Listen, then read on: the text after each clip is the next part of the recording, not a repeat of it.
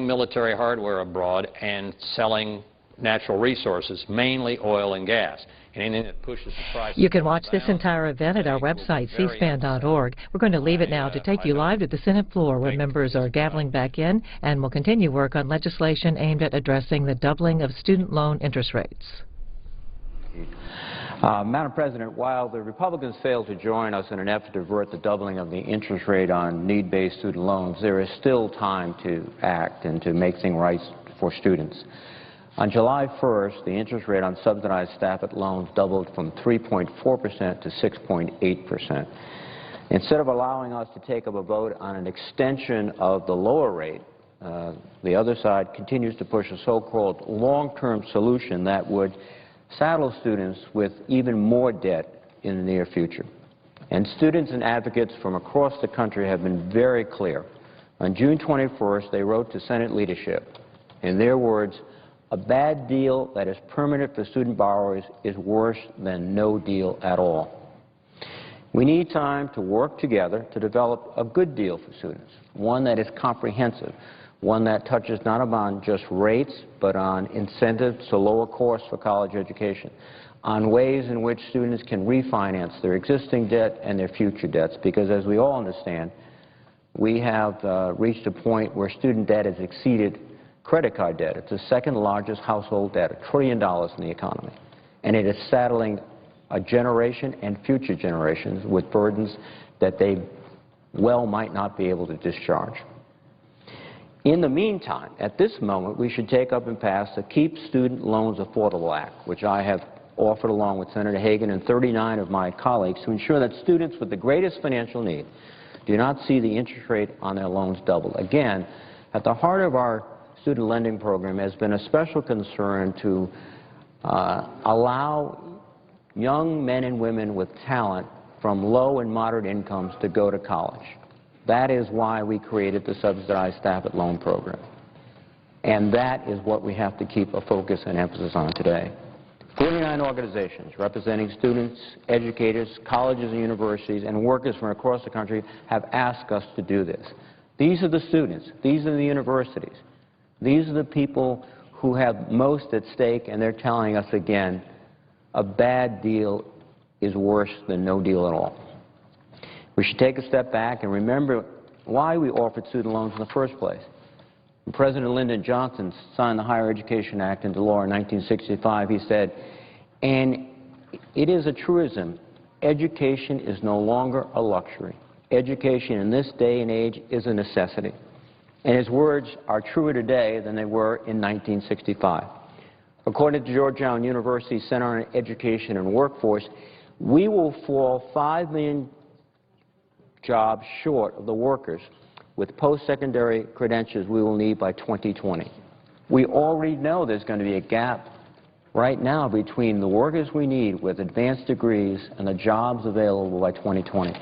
And so for saddling this generation with additional costs and thereby inhibiting those that may well have the talent but not the resources to go to college, we're going to create even a bigger divergence between the demand for jobs and the talented Americans that can fill those jobs. Nearly 2/3 of new jobs will require a college degree or similar credential. President Johnson, again, referred to the Higher Education Act as a promise that the nation was making to its young people for generations to come. The promise was that this nation was not going to allow financial barriers to keep willing and able young people from a college education. But today, that promise is at risk. As I've indicated, the job market increasingly demands post-secondary education simply to achieve middle-class earnings. At the same time, college is getting more and more expensive. As I said, also, student loan debt is accelerating. It's second only to mortgage debt for American households. And this is going to have a huge impact on the overall economy of this country. It's not going to be just individual students and families struggling. The Federal Reserve of New York and others have reported that this debt is dragging down our economy and the young families as they try to establish themselves in an economy.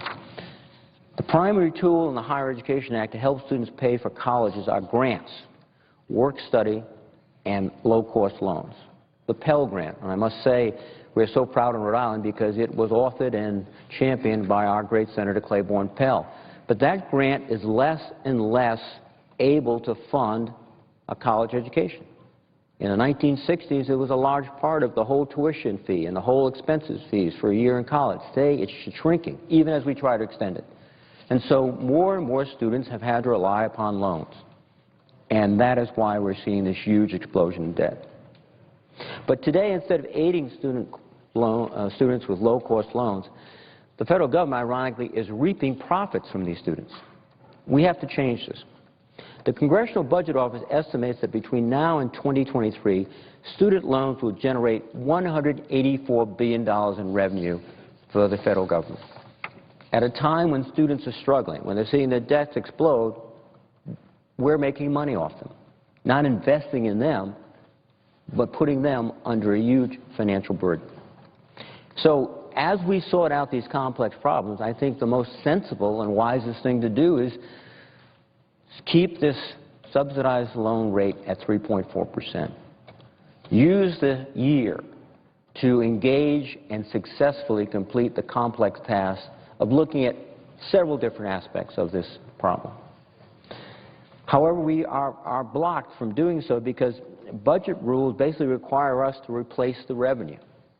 Now, we're able to do that in this proposal that we have made by closing a tax loophole, but we have to be able to look carefully not only at what we will do to make it easier and more effective for students, but also how we will pay for it. Now, we have to also recognize that for many years, our colleagues on the other side of the aisle have really targeted some of these subsidized loans, wanting to make them more expensive. From the contract with America in the 1990s to the Ryan budget, they have suggested things, for example, of eliminating the in-school interest subsidy on student loans.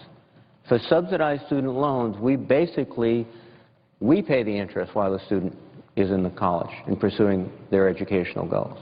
And they've suggested we eliminate that. These are some of the reasons why I think we have to be skeptical of proposals that are being advanced in order to provide relief for students. The so-called Bipartisan Student Loan Certainty Act would add nearly $1 billion in additional revenues from student loans to the government's coffers. It may be a short-term fix, but it creates a much larger long-term problem. The teaser rates in the first few years mask the uncapped rates students would face in the decades to follow. And let me suggest that this chart is very revealing. This is the undergrad Stafford loan. This is green line is the graduate Stafford loan, and this is the PLUS loan for parents. And as you can see, they accelerate dramatically because of the 10-year Treasury bill rate that's been chosen by supporters of the other proposal, and because of the likely increase in that rate. And it reached to the point, and here, interest rate exceeds current law in 2016. So by 2016, these loans will be much more expensive. This is a classic case of, enjoy 2 or 3 years of low interest and be prepared to pay a lot for it in the future. It is eerily reminiscent of those proposals to refinance your house with an adjustable rate uncapped mortgage and get rid of that old-fashioned fixed rate, which was so prevalent in the first decade of the 2000s and which caused so much havoc and still is causing so much havoc. CBO estimates that if you look from 2017 to 2023 alone, students will pay $37.8 billion more under the proposal of the so-called Bipartisan Financial Relief Act. Now, students are smart. They can figure it out, but there's something else that we have to, I think, add to the mix. This is an estimate of the rates that was made a few weeks ago in that chart. Here is the change in the daily yield for the 10-year T-note. This is the benchmark rate. You can see where it was beginning May 1st of 2013, it has gone from about 1.6% all the way up to about 2.6%. This rate is rising dramatically. Why? Well, for one reason, the Federal Reserve has indicated that they're going to begin to taper off their quantitative easing program. For one reason, as we see signs of growth in the economy, interest rates will rise naturally. And so what we could find out is that this chart actually underestimates the potential growth in interest rates, and students could end up paying much more. And in the Republican proposal, there is no cap on these rates. Now, they talk about the fact there's a consolidation process, but that consolidation process can only be entered into after you've gone through school, begin repayment, accumulated interest at increasing rates each year, and then indeed, when you go into the consolidation phase, all of those interest payments are capitalized, and the loan is stretched out over many years, meaning that you end up paying more. And so it is not a rate at all, a rate cap, rather. And frankly, without a rate cap, I think we're exposing students and their families to vast uncertainty. In fact, the only thing that seems to be certain is that these rates are going up. Now, we do have to approach this problem in a thoughtful way. And that's why I introduced the Responsible Student Loan Solutions Act with Senator Durbin. It's a long-term proposal. It would base student loan interest rates on the actual cost of running the student loan programs, not on a certain Treasury bill rate, but the actual cost of the government, and it will protect students by capping interest rates on each of the individual loan programs. Our proposal would, in effect, pass on the savings that the federal government accrues by the low cost of borrowing relative to other borrowers, their ability to absorb risk relative to others, and the economies of scale for loan servicing for students across this country. And additionally, by increasing in this legislation the loan limits on our subsidized loans, we will allow students of low and moderate income to receive more help and not require them to go and borrow unsubsidized loans at higher interest rates, and as a result, I think, help bring down this whole cascading issue of student debt. And finally, our legislation would provide relief to students with outstanding loans, that's upwards of $1 trillion, by allowing them to refinance to a lower interest rate. And these are some of the key elements for a true long-term solution. And we also need to address the cost of college. It's going up astronomically. The institutions have to have a lot more at stake. They have to be very careful that they are not only selecting well-qualified students, but they're preparing them for the workforce of this century, and that they can have certainty, and the student can have certainty, that the skills that they master in college will be rewarded with a job in our economy. And finally, we've got to establish a true federal-state partnership. Federal grants and loans can't keep pace with these rising costs. We have to work with every level of government to try to address these issues. What I would suggest is that we work together. First, we extend the 3.4% interest rate. Then, consciously, deliberately, and expeditiously, I hope, move forward to fix these issues, these complex issues, protect our students, allow education to be once again the engine that pulls the country ahead, and allow every American, regardless of their wealth, to get aboard that crane and go forward. With that, Madam President, I would yield the floor. Excuse me, Madam President. Madam President, I have a unanimous consent. I ask unanimous consent that senators be permitted to speak up to 10 minutes each, and that Senator Hatch be permitted to speak up to 15 minutes. Is there objection? Without objection. President. The senator from Utah. Madam President, I rise to speak about the pension reform legislation I am introducing today. I'm taking this step for a simple reason. America cannot keep sleepwalking into the financial disaster that awaits us if we do not get the public pension debt crisis under control. The bill I introduced today is called the Secure Annuities for Employment Retirement Act of 2013, the SAFE Retirement Act for short. In addition to public pension underfunding, the Safe Retirement Act addresses two other critically important aspects of retirement policy: 401k plan coverage and access to professional investment advice for workers and retirees. I will briefly address each part in turn. I've been working on the public pension underfunding problem, which I call the pension debt crisis, for some time. 2 years ago, I stood before this Senate and described the financial challenge public pension plans pose to Americans. I described how the gap between the pensions that have been promised to workers by state and local governments and the money set aside was as much as $4.4 trillion short, by some estimates, more than the total amount of municipal bond debt nationwide.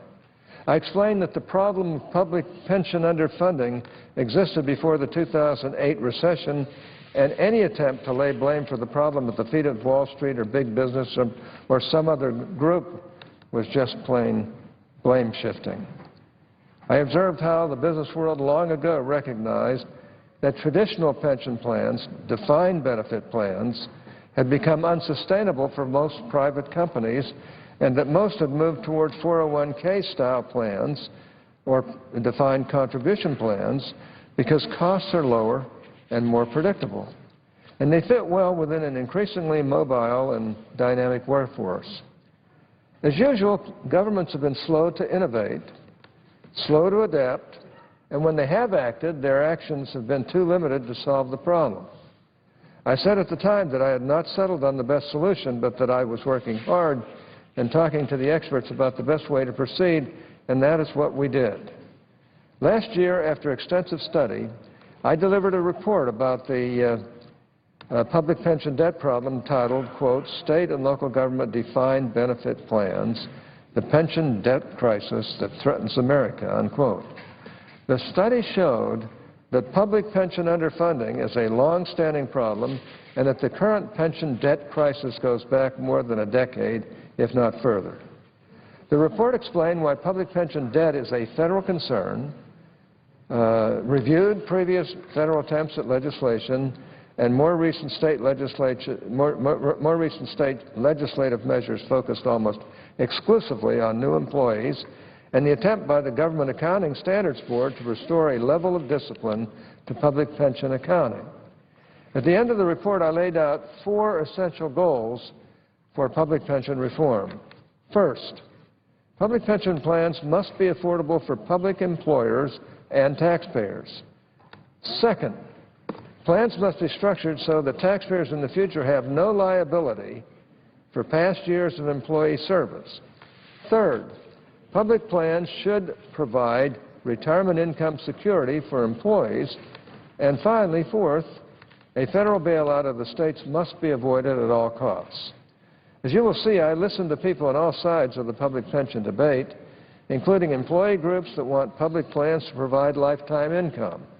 I could have merely recommended that state and local governments move to a 401k style plan, but I settled instead on a policy of trying to achieve retirement income security as well. Madam President, despite numerous legislative initiatives enacted at the state and local level, the public pension debt crisis has gotten worse, not better. In my report, I warned that examples like Pritchard, Alabama, Vallejo, California, and Central Falls, Rhode Island were only the beginning. Sadly, I was right. Since that time, we have witnessed the pension debt crisis descend on much larger cities like San Jose, California, Stockton, California, San Bernardino, California, and Detroit, Michigan. Does anyone doubt that a state could be next? How many times does the credit rating of Illinois have to be downgraded before we act? How long can Rhode Island hold out when it is expected to save its struggling cities while it struggles with its own state pension crisis? The problem is getting more serious every day, and the 4 goals I have outlined in my report cannot be reached merely by fine-tuning the existing pension structures available to public employers. A new public pension design is needed. one that provides cost certainty for state and local taxpayers, retirement income security for state and local employees, and does not include an explicit or implicit government guarantee. I'm pleased to say that I believe I have designed such a plan. Title I of the SAFE Retirement Plan Act creates a new pension plan called an Annuity Accumulation Retirement Plan. I call it the SAFE Retirement Plan. The concept of the SAFE Retirement Plan is simple. Take advantage of the lifetime income that fixed annuities can provide while mitigating the volatile effect of interest rates on pension levels by purchasing an annuity contract for each worker every year during their career so that a worker builds a solid pension year on year or year by year during their entire working life. With a SAFE retirement plan, employees receive a secure pension of retirement for life that is 100% vested, fully portable, and cannot be underfunded. Employers and taxpayers receive stable, predictable, and affordable pension costs. Underfunding is not possible. The life insurance industry pays the pensions and bears all of the investment risk. And unlike current public pension plans, the SAFE Retirement Plan will be protected by a robust and multifaceted state insurance regulatory system built to ensure financial strength and solvency and backed up by a state law-based consumer safety net. Rather than impairing their pension plans, states that adopt the SAFE Retirement Plan will be upgrading their pension plans. Remember, there is no pension benefit guarantee corporation backing up state and local pension plans, and there never will be. Corporations that sponsor pension plans pay premiums to the PBGC, and their workers and retirees receive a level of insurance in the event the plan does not have assets sufficient to pay promised benefits. State and local workers enjoy no such protection, so another solution is needed. The SAFE Retirement Plan, in my opinion, is the answer. It is supported by a well-regulated, highly solvent state insurance system and has a built-in financial backstop that doesn't rely on state or federal taxes. Honestly, regardless of which side of the debate you've been on to date, you must acknowledge that from a solvency perspective, this is a big improvement over the current public pension systems. Now, I know that some will argue that my bill will give too much new business to the life insurance industry. Well, that's not how I look at it. The way I see it, my bill takes advantage of the life insurance industry to help Americans solve a serious pension program. After all, the life insurance industry is the only industry in the world designed from the ground up to manage longevity risk. Annuity contracts purchased through a SAFE Retirement Plan will be competitively bid upon on a group contract basis so that the workers receive the highest possible pension in retirement. Government finance officers will be involved in the bidding process to ensure best practices, and life insurance companies will be supervised by their respective state insurance departments. The life insurance industry is reliably solvent because state insurance regulations are strict, with stringent reserve requirements and conservative investment standards. In fact, state-licensed life insurance carriers survived the 2008 stock market meltdown in far better condition than any other part of the financial sector. Madam President, the status quo is no longer acceptable. In fact, maintaining the status quo comes with a very high cost. In 2011, S&P downgraded the United States in part because of the enormous debt represented by underfunded state and local pension plans. The credit rating agencies have downgraded Illinois multiple times, and Moody's has begun scrutinizing state and local pension obligations more closely. What will happen when the credit rating agencies see that most state and local governments have no serious plan to address the crisis? A pension is insurance against outliving the money you have available to pay your monthly bills. It cannot be denied that people are living longer. And as wonderful as that is, it also means we need to find new ways to stretch our monthly pension dollars over longer lifetimes. The SAFE Retirement Plan can meet the test. Madam President, in addition to public pension reform, Title II of the legislation I introduced today has several important private pension reforms. The centerpiece is the Starter 401k, a new type of 401k plan that allows employees to save for retirement while placing minimal burdens on employers. Starter 401k plans allow employees to save up to $8,000 each year but do not require employer contributions. This plan will be especially useful to small companies that don't have a retirement plan and startup companies that must devote all of their resources to building their businesses in the early years. The Finance Committee has received evidence in hearings that access to a retirement plan at work is the best way to ensure that individuals save for retirement. The policy goal of Congress, therefore, should be to encourage employers to establish and maintain a workplace retirement plan. The corollary is that Congress should not adopt policies that discourage employers from maintaining a retirement plan. The Starter 401k is a winner on all counts. It is targeted at businesses that don't already have a plan for their employees. It allows employers to help employees save their own money in amounts greater than they could on their own, and it has none of the expensive and burdensome testing and contribution obligations for employers associated with other retirement plans. As one of the many supporters of this bill told me, quote, "The Starter 401k is an idea whose time has come," unquote. In addition to the Starter 401k, the private pension reforms I introduced today will help employers by simplifying reporting rules, easing discrimination testing safe harbor rules, allowing modernized electronic disclosure options, and encouraging the provision of lifetime income options for employees. These are common sense and long overdue reforms to our nation's retirement savings laws, especially with regard to small and mid-sized employers. And last but not least, Title III of the legislation I introduced today will ensure that retirees continue to have affordable access to professional investment advice. Madam President, the Acting Secretary of Labor is set to rewrite a 1975 regulation and dramatically expand the ERISA fiduciary duty and prohibited transaction rules applicable to 401k plans. The Acting Secretary also intends to apply the new and restrictive rules to IRAs, which will cause investment advisors to stop providing advice to many IRA owners. I have written to the Secretary of Labor in the past about the issue, but my concerns have not been addressed. In fact, there have been a number of letters from members in both houses of Congress and on both sides of the aisle imploring the Department of Labor to reconsider the issuance of the expansive and burdensome regulations. 40 members of Congress have written the Labor Secretary on this issue just since February to no avail. In light of the DOL's, or Department of Labor's, intransigence, my bill includes a legislative solution to the problem.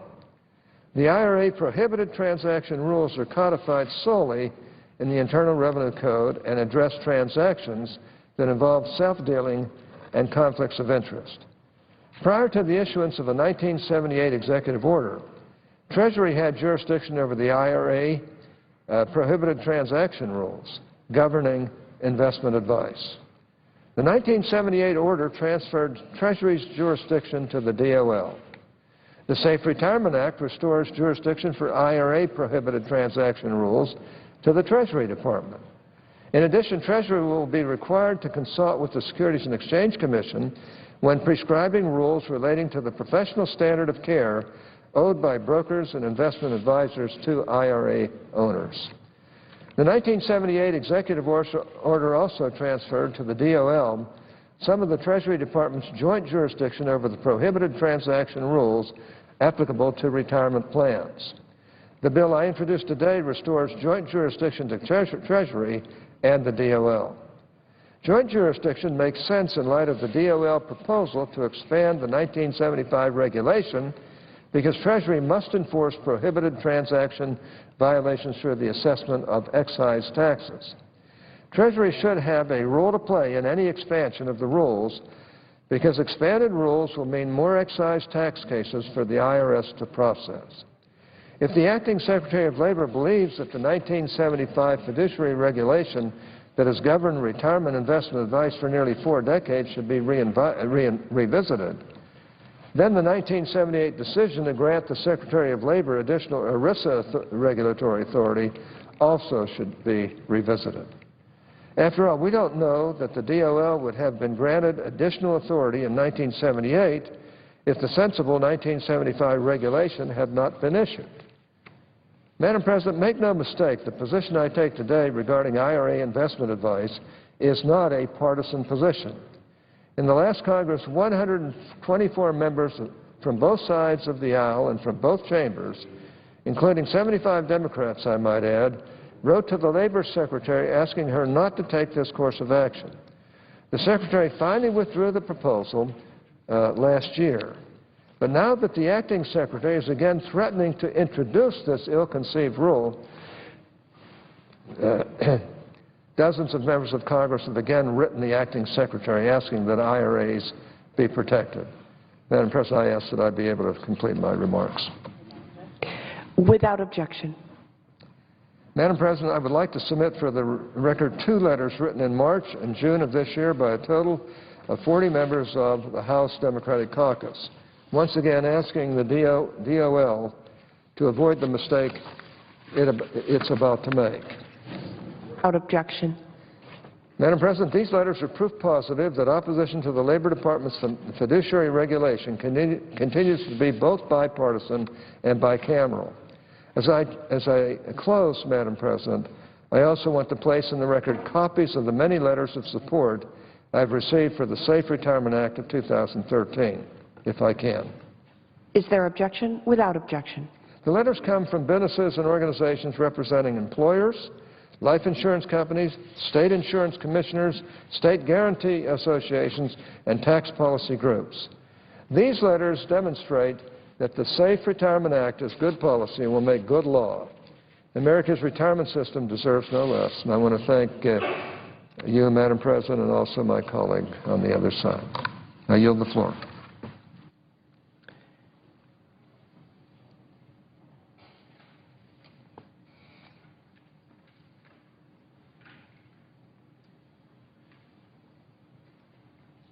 Madam President. The senator from Iowa.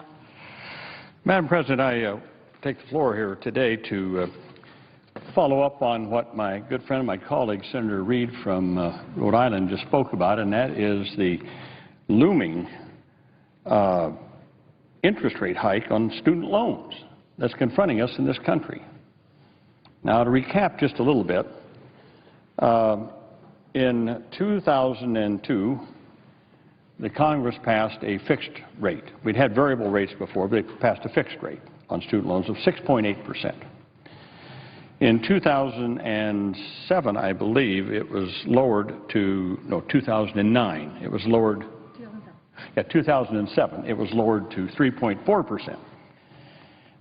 And that lasted for about 4 years, and then it was going to go back up to the fixed rate of 6.8% last year. The Congress passed a 1-year extension of that at 3.4%, and it's that 1-year extension that expired on July the 1st of this year. So if the Congress does nothing, the interest rates go back up to 6.8%.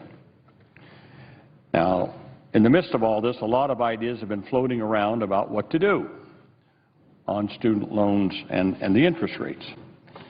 Well, I think we have to keep in mind that if we go from 3.4% to 6.8%, that's a doubling. More than 7.2 million college students will be required to pay an average of $1,000 more in interest per loan if we let it go back to 6.8%. Now, again, that's real money for our nation's students. Student loan debt currently exceeds $1 trillion. It's more than, it's second only to mortgage debt in the United States, higher than credit card debt. The average student now graduates with more than $26,000 in student loans. So now is really not the time to make them pay even more.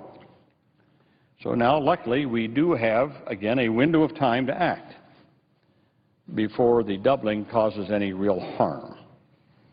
Doubled on July 1st, but we had the 4th of July week. So if we were to again extend the 3.4% for another year, it would do no harm. We would do no harm to anyone. And that's why I'm urging my colleagues to support S1238, the Keep Student Loans Affordable Act of 2013. This responsible, fully paid for legislation, introduced with Senator Reid, of course, of Rhode Island, Senator Hagan, Senator Franken, myself, and many others. It's a viable solution that keeps student loan rates affordable for our middle-class students and families struggling to afford college. I might add, Madam President, this bill is supported by 49 student, youth, consumer, civil rights, and education organizations across the country. And here's a letter that they sent to Leader Reid and Senator McConnell, dated June 28th, to support S1238. They said, "We applaud this bill, which creates a workable solution to maintain current low rates while Congress seeks to reauthorize the Higher Education Act to reach a comprehensive solution to the student loan crisis that is good for students. We expect a vote on S1238 on July the 10th, 2013, allowing the proposal to take effect in time to protect incoming and returning students this fall."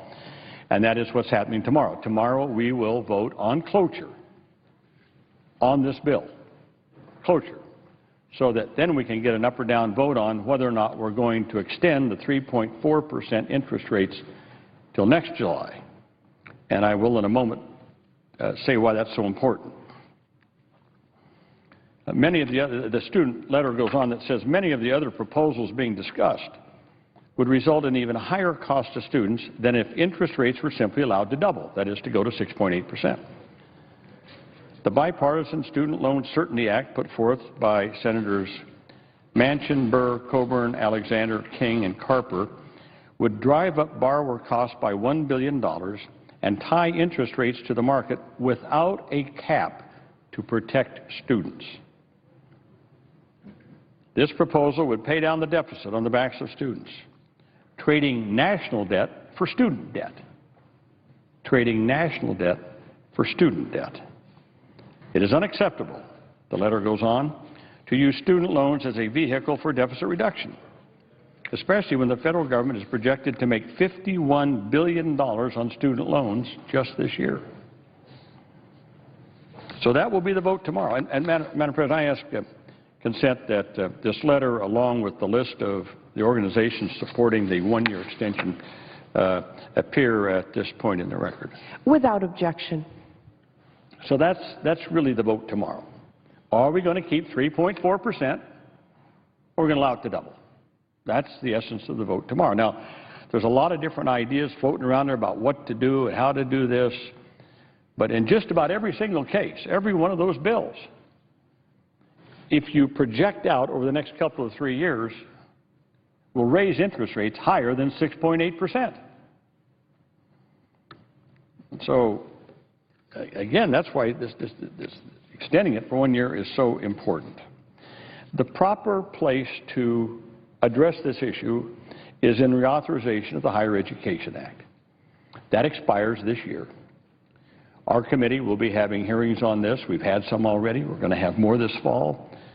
We expect to be able to put together a reauthorization bill early next year. And this is where it belongs. This is where the student loan thing belongs, in the Higher Education Act, and here's why. College affordability is more than just what your loans are costing you. College affordability also has to do with what are the tuitions being charged by colleges? Why are the tuitions where they are? It also has to do with the lack of transparency from one college to another. What do courses here cost? What do courses there cost? What's built into that cost per course hour, per study hour at this college compared to this other college? There's a lot of other things that go into college affordability other than just the cost of a student loan. So to separate out a student loan and treat it as some kind of a separate entity is to kind of ignore all the other things that affect the cost of college education. And that's why it really needs to be a part of a comprehensive solution, including Pell Grants. Maybe we want to change some of the structure of Pell Grants Maybe we want to take a look at exactly what it is that we as a society want to do in terms of making college more affordable. What kind of interest rate base do we want? I mean, do we want a 91-day T-bill rate, which we've had since 1958? Or, as others are proposing now, go to a 10-year bill rate? What does that mean? That's never been fully fleshed out. That only comes out through hearings conducted by the committee, by our committee.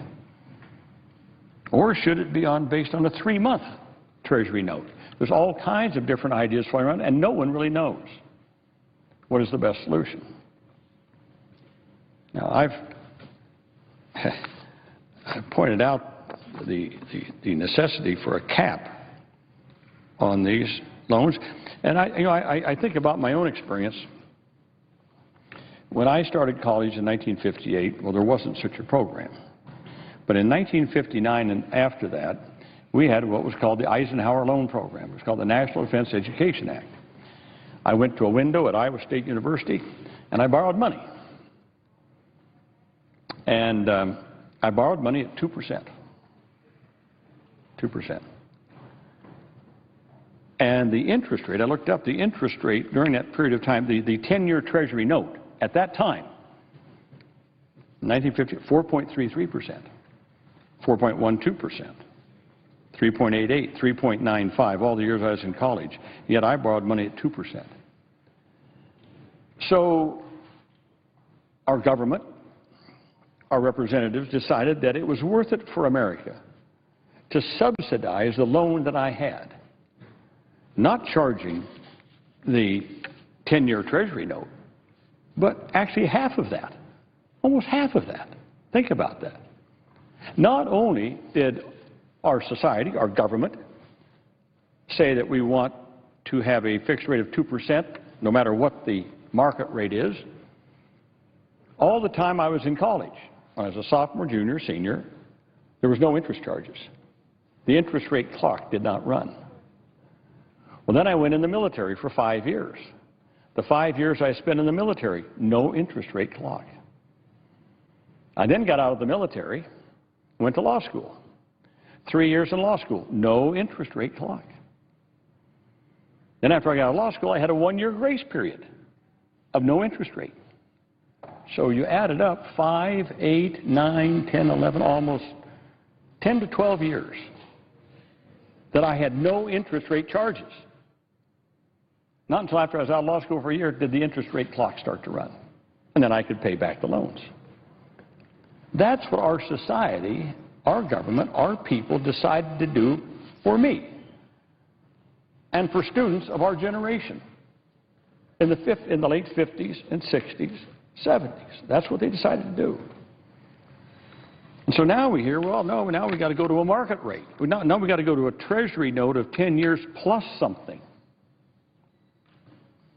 I only talk about this just to show the contrast between what our country was willing to do for students of my generation and what we're trying to do for students of this generation. We're going to sock them with higher interest rates. That's why student debt is so high.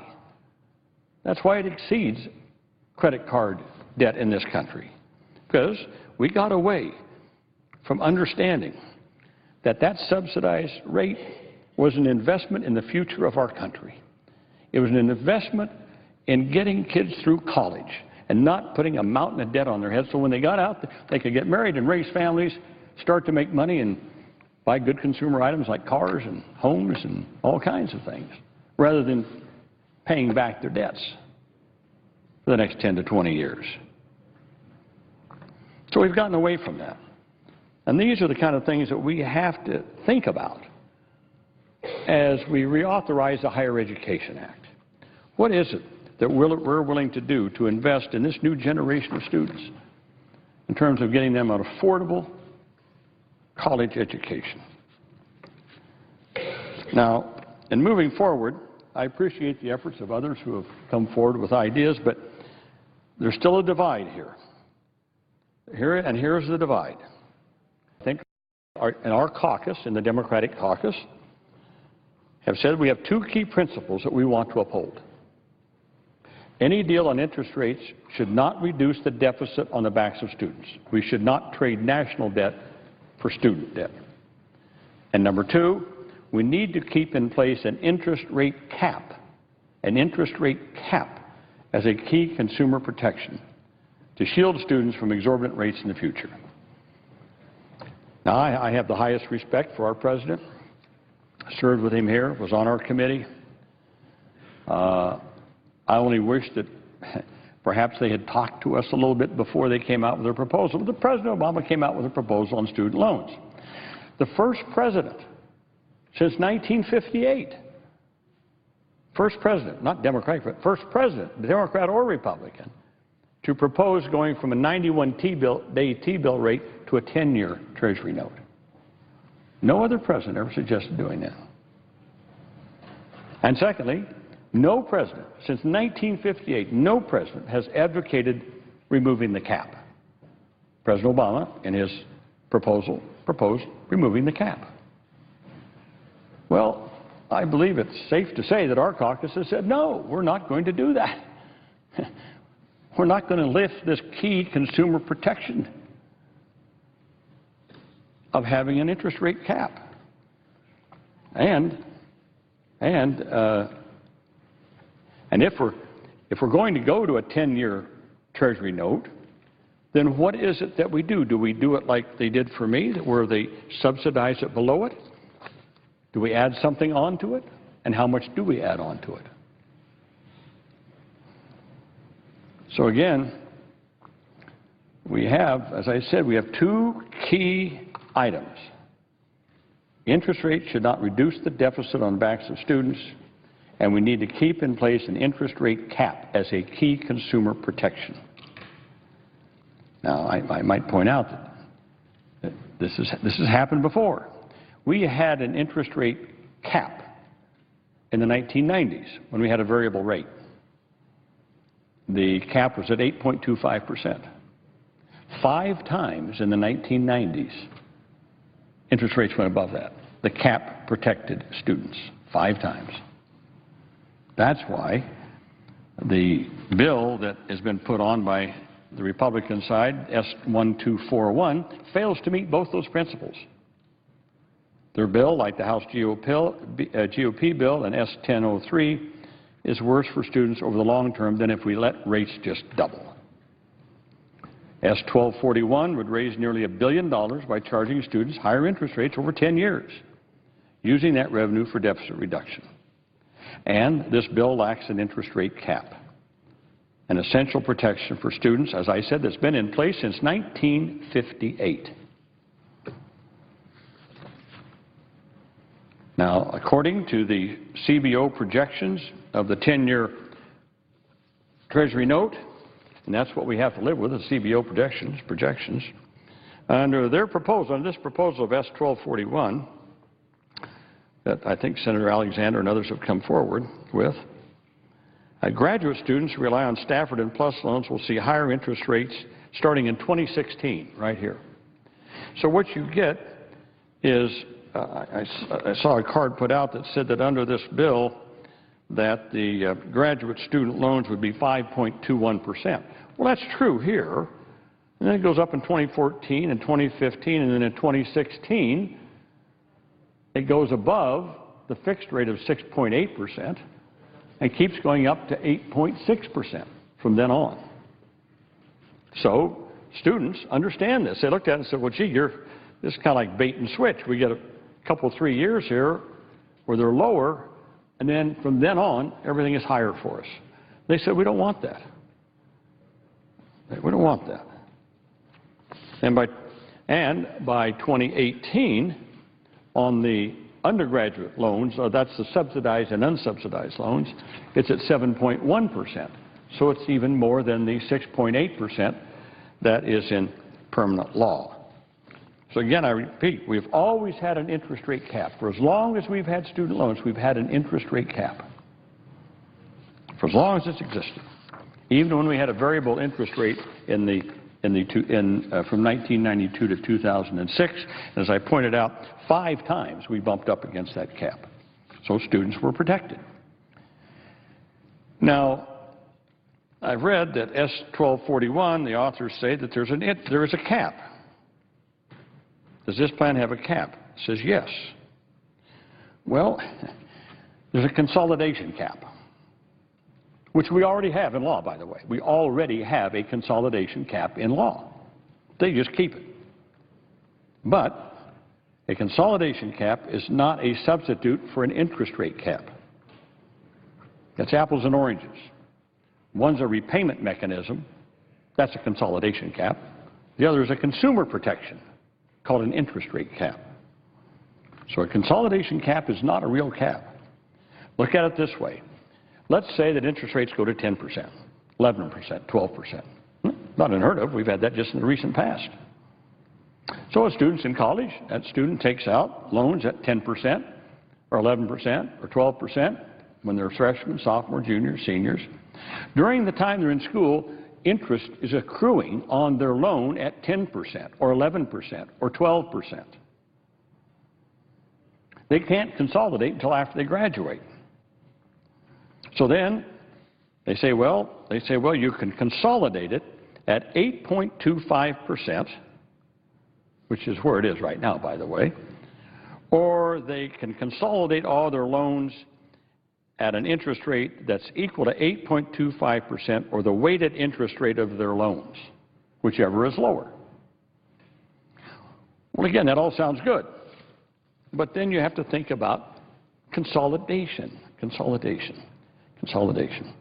I pointed out that under 1241, the Republicans' bill, that if you took out a basic loan under the basic program we have now for 10 years at the maximum, that under present law you would pay back about $21,000 in interest in payments.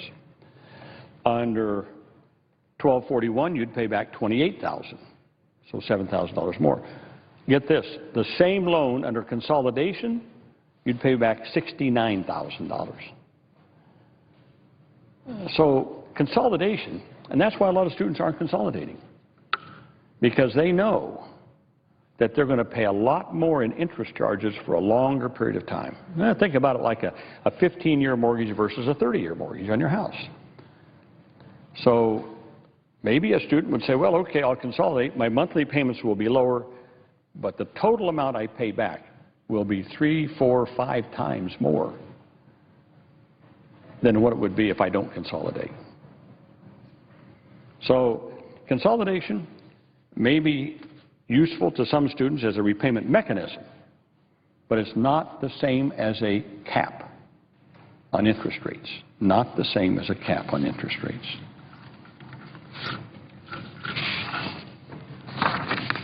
Well, the bottom line is that an interest rate cap is the only way to ensure that all borrowers are shielded from exorbitant rates in the future. And consolidation is simply not a substitute. Now, let's take a look at the base rate in 1241. That's the 10-year Treasury note. I asked my staff to go back and find out, take the provisions of the Alexander Bill, the 1241, and let's go back in time. What would students have been paying in interest rates? Oh, I forgot that. In interest rates. So I looked at 80, 90, and 2000, just every 10 years. Under S-1241, undergraduate Stafford, 13.31, 14.86, 15.86 on plus loans.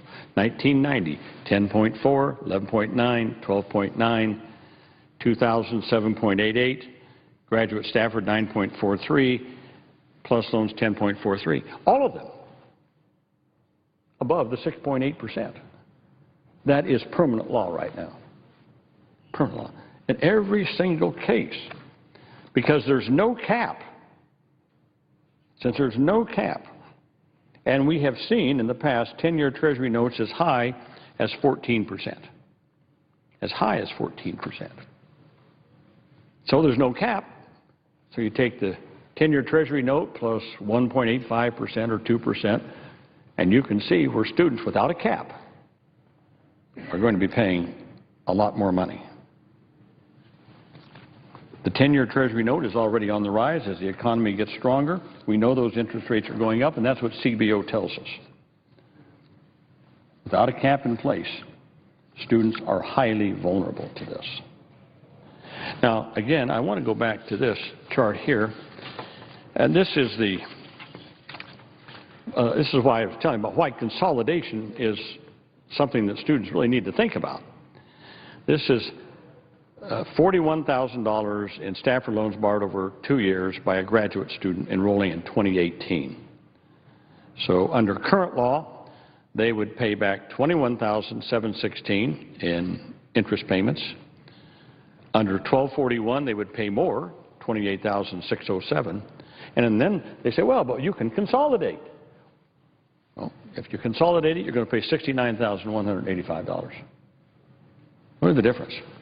So as I say, a consolidation cap is just a way to stretch out your repayments, but you're going to pay a lot more money over time. And I'm not certain that's what we want to do to students over the next 20 to 30 years, is burden them with even more debt out here for 20 to 30 years.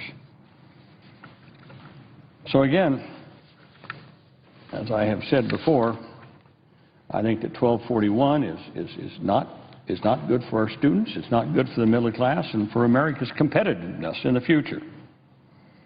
So I think we had to take the time to do it right.